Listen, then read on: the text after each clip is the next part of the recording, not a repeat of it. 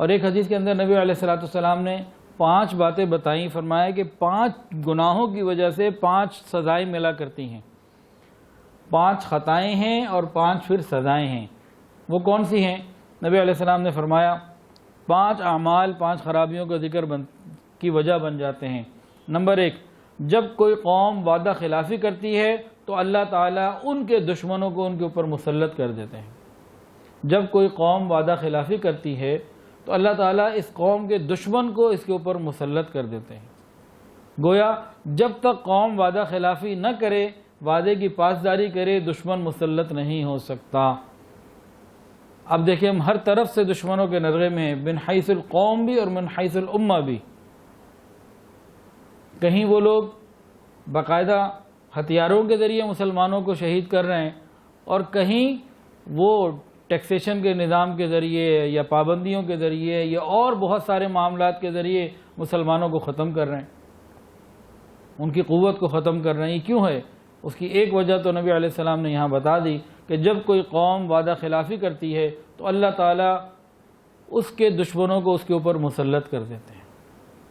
دوسری بات فرمائی کہ جب لوگ اللہ تعالیٰ کے احکامات سے ہٹ کر فیصلے کرتے ہیں، اللہ تعالیٰ ان کو فقر میں مبتلا کر دیتے ہیں۔ جب فیصلے اپنی مرضی سے ہوں، اللہ کے حکم کے مطابق نہ ہوں، گھروں میں فیصلے، عدالتوں میں فیصلے، بازاروں میں فیصلے، جب یہ فیصلے ان کے اپنی مرضی سے ہوا کریں اور اللہ کے حکم کو پیچھے کر دیا جائے تو پھر اللہ تعالیٰ غربت ان کے اوپر مسلط کر دیتے ہیں۔ تیسرا فرمایا، اچھا یہاں سے ایک دوسری کیا بات ملی اسی میں، کہ اگر ہم تمام فیصلوں میں اللہ کے حکم کو سامنے رکھیں گے، اللہ تعالیٰ غنی کر دیں گے۔ تیسرا فرمایا کہ جس قوم میں بے حیائی پھیل جاتی ہے وہاں ناگہانی موت، اچانک اور کثرت سے اموات شروع ہو جاتی ہیں۔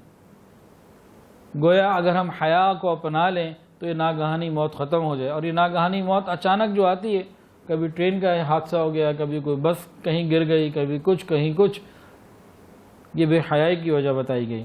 اور فرمایا کہ جو لوگ ناپ تول میں کمی کرتے ہیں ان کی پیداوار روک لی جاتی ہے اور وہ قوم قحط سالی میں مبتلا ہو جاتی ہے۔ جو ناپ تول میں کمی کرتے ہیں تو قحط سالی میں مبتلا ہو جاتی ہے وہ قوم۔ قحط سالی 2 طریقے سے ہوتی ہے۔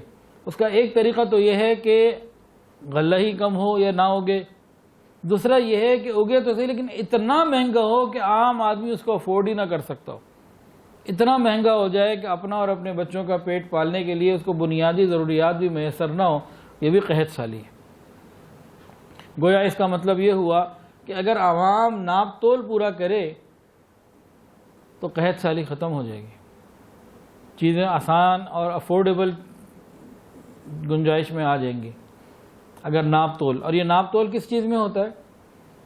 صرف دودھ لینے جائیں تو اس میں تول ہوگا، اور کپڑا لینے جائیں تو ناپ ہوگا؟ نہ، یہ ناپ تول ہر چیز میں ہے۔ میاں بیوی کے جو آپس کے تعلقات ہیں، باپ بیٹے کے آپس کے تعلقات ہیں، بھائی بھائی کے جو آپس کے تعلقات ہیں، ہر جگہ یہ چیز ہے، ہر چیز کے اندر ناپ تول ہوگا، اس کو ہمیں دیکھنا ہوگا۔ اور 5ویں بات بتائی کہ جو لوگ زکوٰۃ دینا چھوڑ دیتے ہیں ان سے بارش روک لی جاتی ہے۔ تو 5 چیزیں 5 سزاؤں کا ذریعہ بن جایا کرتی ہیں۔